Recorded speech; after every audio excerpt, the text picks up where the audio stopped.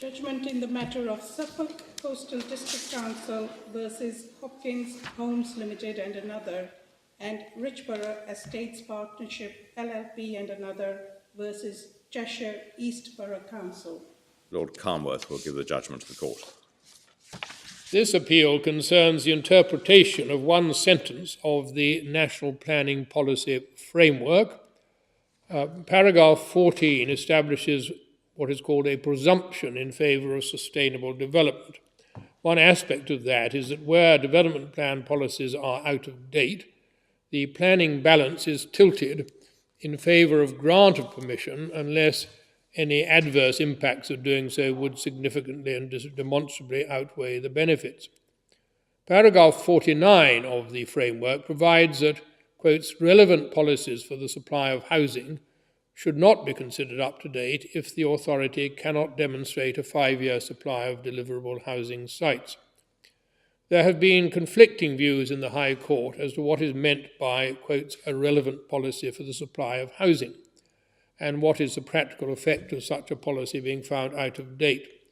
These cases concern two planning appeal decisions in which the inspectors had relied on differing interpretations of paragraph 49. In one case, Cheshire West, in support of the grant of permission, in the other, Suffolk Coastal, of refusal. The Court of Appeal upheld the first decision but quashed the second. The Supreme Court unanimously dismisses the Council's appeals in both cases, albeit on slightly different grounds. The lead judgment is given by myself and a concurring judgment by Lord Gill.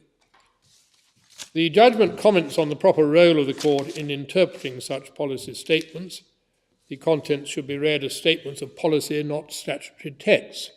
It is important to distinguish clearly between issues of interpretation of policy appropriate for judicial analysis and issues of judgment in the application of that policy, which are for the inspectors, whose expertise should be respected.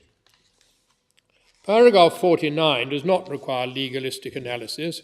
Its purpose is simply to act as a trigger to the operation of the tilted balance under paragraph 14. Paragraph 47 sets the objective of boosting the housing supply. In that context, the words policies for the supply of housing simply indicate the category of policies in question, that is, housing policies as compared, say, to employment or transport policies. The important question is not how to define the individual policies, but whether the result is a 5-year supply as required by paragraph 47. If not, the tilted balance comes into play. In the Cheshire West case, possible criticism of the inspector's treatment of the policies did not detract materially from his overall reasoning. In the Suffolk Coastal case, the inspector was led by his interpretation of the paragraph to adopt a stricter view of some of the policies than was justified. The decision, therefore, should be quashed and the appeal redetermined. Court is adjourned.